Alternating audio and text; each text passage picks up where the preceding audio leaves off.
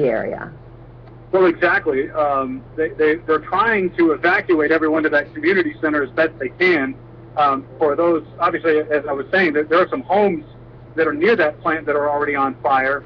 They're trying to get the rest of those residents out, and any nearby communities asking them to leave, even if they have to, helping them leave and get to that community center as best they can. And so, Brandon, you've got this nursing home where you talked about those dozens of people who are injured from the glass being blown out from the windows. Also, a middle school in this area, right, that is on fire, we're told. That's correct. A middle school is on fire, and that's just one of the numerous buildings right now that they're responding to.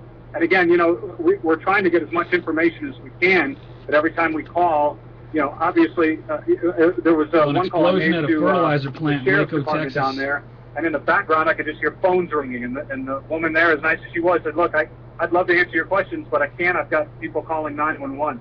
No, when they're swamped, they've got to get these injured folks taken care of. Exactly. Brandon, while you've been talking, we've been showing really some incredible images that people have been posting on our Fox 4 Facebook page, and we're hearing stories, and like you said, you got a text and a phone call from people, you've been hearing the stories. We heard from one woman who was on 35 at the time of the explosion. She said that she saw kind of this fireball, this huge, go 100 feet in the air, at least 100 feet wide, shoot into the air.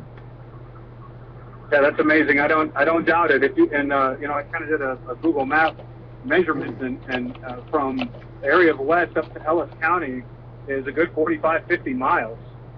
Here's something to interject here. We talked about the instability of this fertilizer, maybe.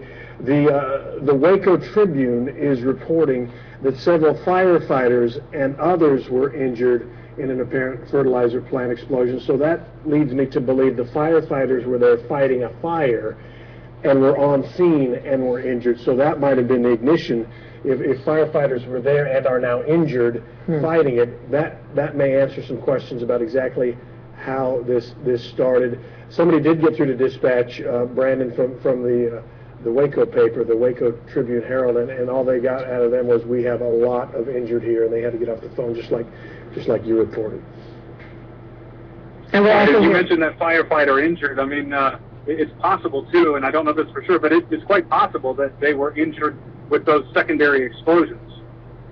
Well, and that, Brandon, area hospitals were told, and medical centers there, they put out this mass casualty call to all the staff, so everybody get in, do what they can to help. And boy, this is when people really become heroes again. Those stories of the troopers putting people in their cruisers, getting them to facilities where they can get some help. The Associated Press reports the explosion was reported about 7:50 in a frantic radio call from the scene of the fire at West Fertilizer. So it sounds as if there was a fire, and then all heck broke loose from there. All right, so west, I think we've all passed by there, headed south to anywhere, if you're going to Austin or whatever, and a lot of us stop there. So there is a large-scale emergency situation going on, rescues, fires burning, and as a matter of fact, all kinds of rescue crews from North Texas headed south to do whatever they can. And Steve, as you mentioned, this happened about 7:50. Brandon Todd, who's with us on the phone, telling us there have been secondary explosions since this initial large explosion that people are describing just as absolutely huge, and that we're seeing the pictures of dozens of people injured, at least 30 from this one particular nursing home. We've got, sounds like, gosh, a dozen other structures on fire because of this blast, the middle school, the nursing home. We heard a story, one woman, the front of her house was blown off. Houses knocked off their foundations, that type of thing. And we did, when we saw the Google Earth images, how in close proximity those buildings were. The fertilizer plant, the school just down the block, and right across the apartment and the senior citizens living center. All right, so Brandon Todd, we're going to stay there on the scene, gather what information you can. I know you said, you know, those first responders, they are busy right now, but we're going to check in with you throughout this newscast, throughout Fox 4 News at 10 as well. We want to remind people, go to our website for more, myfoxdfw.com, and continue to post on our Facebook page. And Sky 4 is headed to the scene. Yes, too. absolutely. We should tell you that we'll have live Sky 4 pictures soon.